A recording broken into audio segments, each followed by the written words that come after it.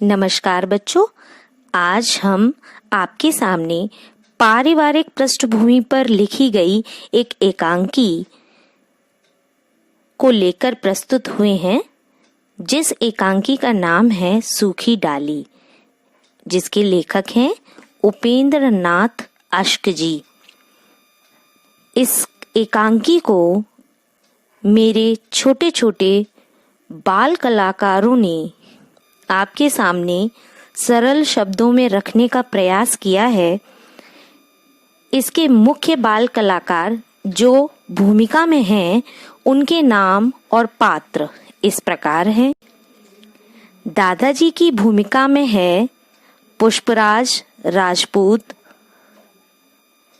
करमचंद की भूमिका में है मोहित सिकरवार। परेश की भूमिका निभा रहे हैं ओम शिकरवार। भाशी मल्लू जगदीश की भूमिका में प्रायः बाल्य रूप में है श्रेया चौहान, कृष्णा सिकरवार, शशांक चौहान। बेला की भूमिका में है दीपा राजपूत। छोटी भाभी जो बेला की सास और इंदु की मां की भूमिका में है जूली राजपूत। इसके बाद मझली बहू की भूमिका निभा रही हैं साक्षी भदौरिया। बड़ी भाभी और बड़ी बहू की भूमिका में है रूबी भदौरिया। रजबा मझली भाभी दोनों की भूमिका में है तनिष्का राजपूत। इंदु की भूमिका में है रिया सिकरवार। पारो की भूमिका निभा रही हैं सोनिया। दर्शकों और प्यारे बच्चों, आपको मेरे इन बाल कलाकारों की एकांकी प्रस्तुति निश्चय ही पसंद आएगी।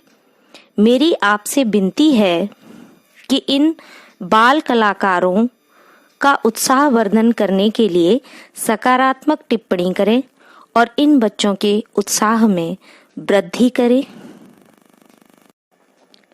एकांकी का नाम सूखी डाली रखा गया है। सूखी डाली का अर्थ होता है कि डाली जब भी अपने पेड़ से अलग हो जाती है, यानी अगर पेड़ से डाली को अलग कर दिया जाए किसी एक डाली को, तो वह नीचे गिरकर सूख जाती है और उसकी शोभा समाप्त हो जाती है। साथ ही पेड़ की शोभा पर भी प्रभाव पड़ता है। सूखी डाली इस एकांकी में कहने का तात्पर्य है कि दादाजी नहीं चाहते कि उनका परिवार जो बट वृक्ष की तरह है, उसमें से कोई एक सदस्य अलग हो जाए और वह सदस्य घर से जुड़ा रहे। इस प्रकार की कोशिश दादाजी ने एकांकी में की है। पारिवारिक पृष्ठभूमि पर लिखे गए इस एकांकी में एकांकीकार ने पारिवारिक अंतर्द्वंद को प्रभावी अभिव्यक्ति दी है। इस एकांकी में बट वृक्ष को परिवार के अभिभावक का प्रतीक बताकर प्रस्तुत किया गया है। एकांकी में इस तथ्य को बड़े प्रभावी ढंग से निरूपित किया गया है कि जिस प्रकार बट वृक्ष की छाया स्थायी, शीतल और सुखद होती है, उसी प्रकार संयुक्त परिवार में परिवार के मुखिया का संरक्षण सुख और शांति बनाए रखता है। हम पहले दृश्य में देखेंगे कि किस प्रकार मानव प्रकृति के इस युग में जब व्यक्तिगत स्वतंत्रता को अराजकता की हद तक महत्व दिया जाता है, तो तानाशाही को सभ्य समाज में अत्यंत निंदनीय माना जाता है। दादा मूलराज अपने समस्त कुटुंब को एक यूनिट बनाए रखना चाहते हैं। उस पर पूर्ण रूप से अपना प्रभुत्व जमाए, उस महान वट की भांति अटल खड़े हैं, जिसकी लंबी लंबी डालियां उनके आंगन में एक पेड़ की छाते की भांति धरती को आच्छादित किए हुए अगणित घोंसले को अपने पत्तों में छिपाए बरसों से तूफानों और आंधियों का सामना किए जा रही है। बरसों इस बट की संगति में रहने के कारण दादा बट की ही भांति महान दिखाई देते हैं। आयु के 72 बसंत सर्दियां देख लेने पर भी उनका शरीर अभी तक नहीं झुका। दादा का लड़का 1914 के महायुद्ध में सरकार की ओर से लड़ते लड़ते काम आया था। इसके बदले में सरकार ने दादा को 1 मुरब्बा जमीन भी दी थी, किंतु दादा सरकार की इस कृपा ही पर संतुष्ट नहीं रहे। अपने साहस, परिश्रम, निष्ठा, दूरदर्शिता और रसूख से उन्होंने 1 के 10 मुरब्बे बनाए। उनके 2 बेटे और पोते जमीन फार्म डेयरी पर चीनी के उस कारखाने के काम की देखभाल करते हैं जो उन्होंने हाल ही में अपनी जमीन में लगाया है। सबसे छोटा पोता अभी अभी नायब तहसीलदार और उनकी छोटी पतोहू सुशिक्षित प्रतिष्ठित परिवार से संपन्न कुल की लड़की है। गांव में सभी उनका आदर करते हैं। उनकी तीनों बहुएं जो घर में बड़ी भाभी, मझली भाभी और छोटी भाभी के नाम से पुकारी जाती हैं, सीधी सादी महिलाएं हैं। उन सब में उनकी पोती इंदु है, जिसने प्राइमरी स्कूल तक बड़ी सफलतापूर्वक शिक्षा पाई है। सबसे अधिक पढ़ी लिखी समझी जाती थी। घर में उसकी चलती भी खूब है और दादा अपनी इस पोती से प्यार भी बहुत करते हैं। किंतु इस ग्रेजुएट छोटी पतोहू के आने से, जो घर में छोटी बहू के नाम से पुकारी जाती है, कुटुंब के इस तालाब में इस प्रकार लहरें उठने लगती हैं जैसे स्थिर पानी में बड़ी सी ईंटें गिरने से पैदा हो जाती हैं। दोपहर होने में अभी काफी देर है, अतः बरामदे में अपेक्षाकृत निस्तब्धता है। केवल गैलरी से स्त्रियों के जल्दी जल्दी बातें करने की आवाज आ रही है। पर्दा उठने के कुछ क्षण पश्चात इंदु तेज तेज गैलरी से निकलती है और बफरी हुई सी दाईं तरफ के तख्त पर बैठ जाती है।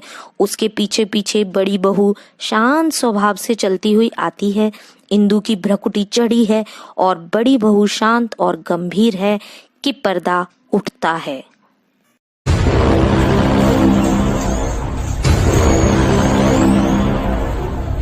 अरे क्या हो गया, इतने गुस्से में क्यों है? अरे कुछ बोल ना। क्या वो एक बात है? मेरे मायके में ये होता है, मेरे मायके में वो होता है, सब कुछ उन्हीं के मायके में होता है। हमारे हम तो बेवकूफ हैं, गवार हैं। बाहर बैठकर निशानी रो रही थी, उसे काम से निकाल दिया। क्यों?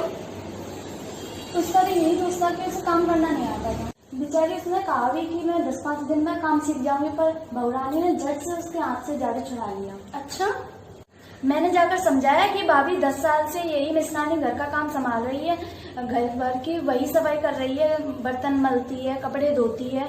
जाने तुम्हारा कौन सा ऐसा काम है जो उस पर हो नहीं पाता। अच्छा बोली, और वहाँ ढंग मुझे नहीं आता। मैंने नौकर जो यहीं आकर देखे हैं, फिर कहने लगी काम लेने का भी ढंग होता है, जिसे काम की परख हो। सुबह शाम झाड़ू देने मात्र से कमरा साफ नहीं हो जाता, उसकी बनावट सजावट भी कोई चीज है। इस तरह इन 40 नौकरों से गुजारा कर लेते हो। मेरे मायके में तो ऐसे गवार मिशानी 2 दिन क्या 2 घंटे नहीं रुके। मैंने भी कह दिया, क्या बात है तुम्हारे मायके की, एक तुम आई हो और एक मिशानी और ले आती, हम भी सीख लेते उनसे।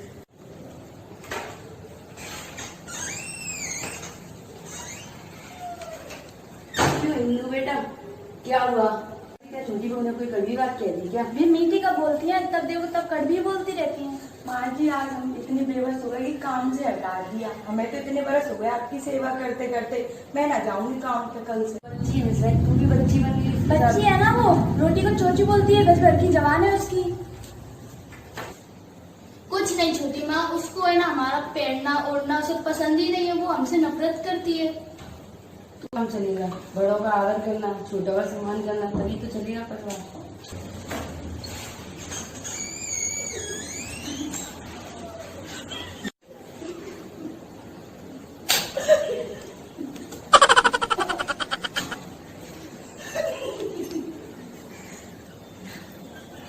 क्या हुआ?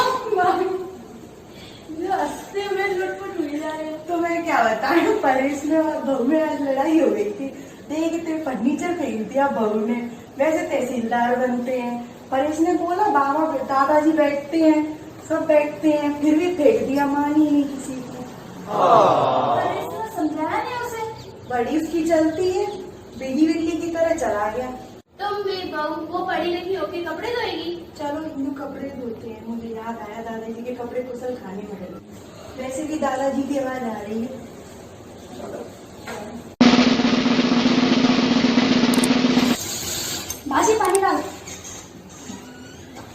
बच्चों नमस्कार। दादाजी को आराम करने दो, अभी खाना पीना खा के आए हैं। अरे बच्चों को खेलने अरे रुके आते।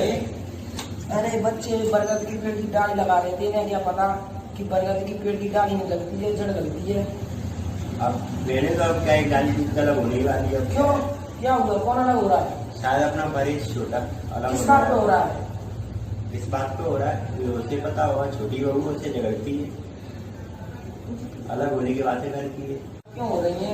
अगर कोई शिकायत है तो हमें बताती। किसी भी छोटी खरोच पर अगर उसका इलाज नहीं करवाया तो वो बड़ा घाव बन जाता है। घर की बातों को बाहर नहीं पहुंचाना चाहिए, राज का पर्वत नहीं बनाना चाहिए। मैं ज्यादा तो कुछ नहीं जानता, पर मुझे इतना पता है कि छोटी बहू के मन में कुछ घमंड है, हद से ही ज्यादा बढ़ चुका है। क्योंकि जब मैंने बाकी सभी को मलमल के थान और रजाई के अगरे लाकर दिए थे तब सभी ने रख ली, लेकिन छोटी बहू ने नहीं रखे।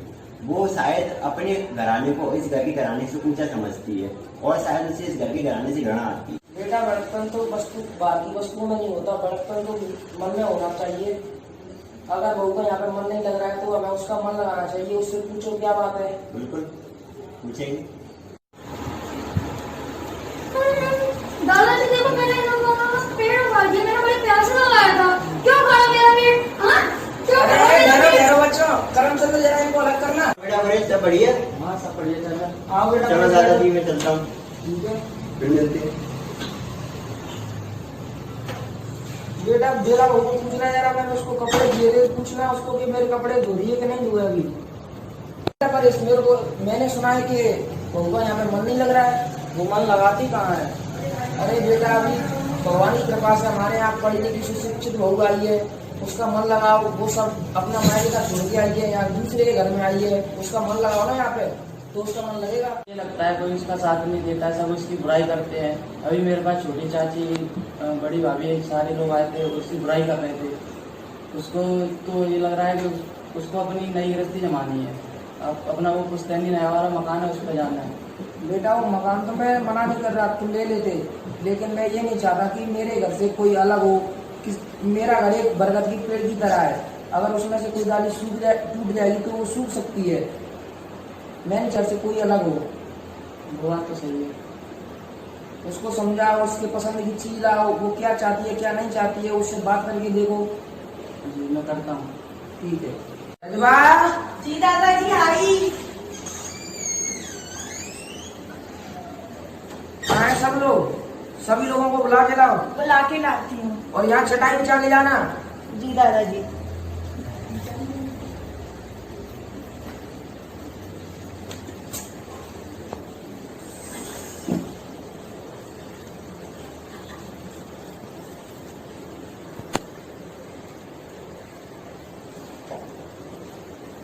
हिंदू कहाँ है? हिंदू नहीं दिखती। रजवा उसे भी बुला के लाओ। जी दादाजी, मैं नल पर थी, कपड़े धो रही थी। आओ बेटा बैठो। बेटा मैंने आज तुम्हें एक विशेष काम से बुलाया है। मुझे जानकर बड़ा दुख हुआ कि छोटी बहू का यहाँ मन नहीं लगता। जी दादाजी। इंदु बेटा मुझे अपनी बात कहने दे दो। मुझे यह जानकर बड़ा दुख हुआ कि छोटी बहू का मन यहाँ नहीं लगता। दोष उसका नहीं, दोष हमारा है। वह एक बड़े घर की बेटी है, अत्यधिक पढ़ी लिखी है, हम सबसे आदर करती है। बेटा अकल से बड़े होते हैं, उम्र में नहीं। वह हम सब से बुद्धि में बहुत बड़ी है। बेटा यह कुटुंब एक महान वृक्ष है, हम सब इसकी एक डालियां हैं। डालियां में ही पेड़, और डालियां छोटी हो जाए चाहे बड़ी, सब उसकी छाया को बढ़ाते हैं। मैं नहीं चाहता कोई डाली इससे टूट जाए।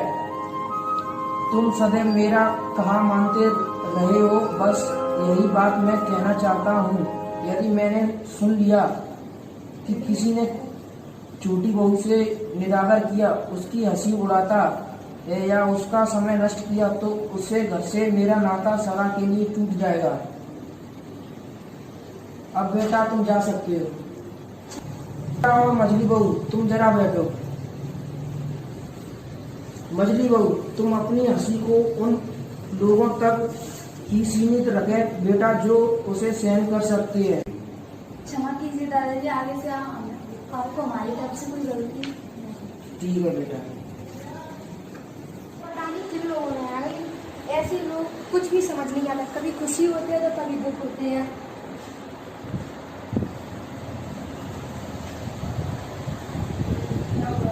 फर्नीचर है ना कि मैं सुरेश के कमरे में रखवा दूंगी, कहती उससे कोई बात नहीं, मैं रखवा दूँ सारा फर्नीचर। आइए बैठिए थोड़ी। नहीं आप बैठिए। नहीं आप बैठिए। अरे बेटा बैठ जाओ।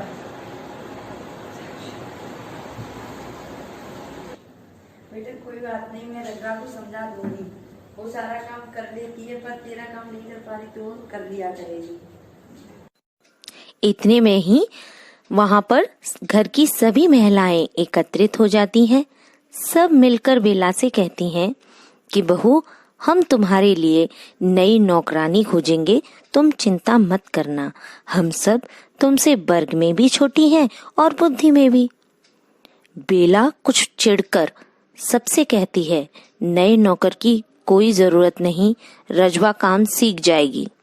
और कहती है कि आप मुझे क्यों कांटों में घसीटती हैं, आप मेरे साथ क्यों परायों का सा व्यवहार करती हैं। बेला रोने लगती है और उठकर चली जाती है। रजवा को काम से निकाल दिया। मतलब आपकी छत पोती रह गई और बंसीलाल देखते ही रह गए। तो बंसीलाल का बेटा कहाँ आया? वो कहीं गड्ढे खोद रहा होगा। शांत रहो भाभी जी, पढ़ रही हैं, परेशान नहीं हो।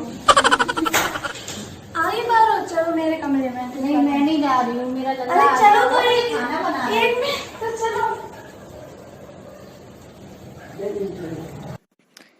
इस प्रकार वरामदे में परिवार की सभी बहुएं बैठकर हंसी ठिठोली करती हैं। उतने में ही बेला आ जाती है। तभी वहां सबकी हंसी एकदम बंद हो जाती है। बेला को देखकर सन्नाटा छा जाता है। इंदु सबको चुप करती है। इंदु बेला से बैठने को कहती है, पर सबके अचानक चुप हो जाने के कारण बेला को उस वातावरण में नीरसता और घुटन प्रतीत होती है। तो बेला बाहर चलने के लिए तैयार होती है। इंदु उसे रोकती है तो बेला कहती है कि मैं आप सबकी हंसी में बाधा नहीं डालना चाहती, आप हंसिए, ठहाके मारिए। बेला ये कहकर वहां से चली जाती है। तभी मछली बहू कहती है, मैं कहती थी ना कि इस ओर मत आओ, बहू की पढ़ाई में खलल होता है।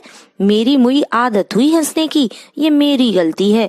अब दादाजी को पता चला तो वो क्या सोचेंगे, वे हमसे नाराज हो जाएंगे, क्योंकि दादाजी ने खास तौर पर सतर्क रहने को कहा था। मैं कहती हूँ चलो मेरे कमरे में। इतने में ही पारो आ जाती है और सब वहां से चली जाती हैं। पारो को लेकर इंदु आदि सब चली जाती हैं और वहां फिर शांति का वातावरण छा जाता है।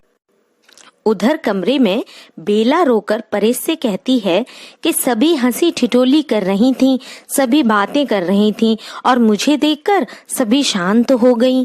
तो परेश कहता है कि अच्छा है, तुम्हारा आदर किया। तुम पहले कहती थी कोई मेरा आदर नहीं करता, अब तो सब तुम्हारा आदर करती हैं।